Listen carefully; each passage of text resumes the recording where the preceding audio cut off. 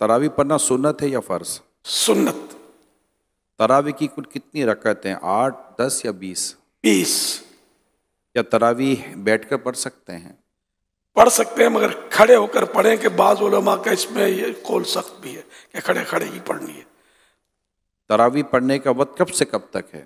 عشاء کے فرض پڑھنے کے بعد سے لے کر صبح صادق تک، سحری کا وقت ختم ہونے تک۔ اگر کسی نے ایک دن تراویح نہیں پڑھی تو کیا اس کی قضا ہے؟ نہیں، صبح صادق ہو گئی تو تراویح کا ٹائم ختم ہو گیا، اب اس کی قضا بھی نہیں ہے۔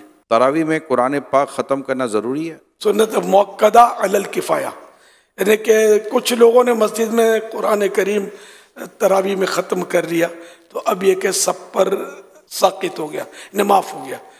کسی نے بھی نہیں کیا تو پھر سب نے سنت موقدہ چھوڑی۔ تراویح میں 4 رکعتوں کے بعد بیٹھ کر دعا پڑھنا کیا ضروری ہے؟ 4 رکعت جتنا بیٹھنا مستحب ہے، اس کو ترویحہ بولتے ہیں۔ بہار شریعت جلد پہلی، پیج نمبر 609، مسئلہ نمبر 13۔ ہر 4 رکعت پر اتنی دیر تک بیٹھنا مستحب ہے جتنی دیر میں 4 رکعتیں پڑھیں۔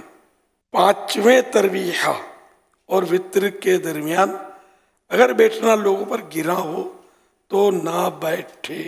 تو یہ تو کہیں بھی نہیں دیکھا کہ جتنی دیر میں 4 رکعتیں پڑھی اتنی دیر بیٹھے، تھوڑا سا بیٹھتے ہیں، چلو نہ بیٹھنے سے تو اچھا ہی ہے کہ بیٹھتے ہیں۔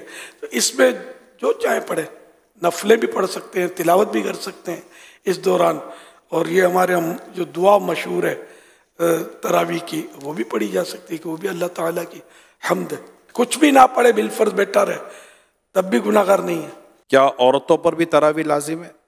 جی ہاں، ان کو بھی، عورتوں پر بھی سنت موقدہ تراویح وہ اپنے گھر میں اب الگ الگ پڑھیں گی۔ کیا مسافر تراویح پڑھا سکتا ہے؟ پڑھا سکتا ہے، امامت کے اگر اہل ہے تو۔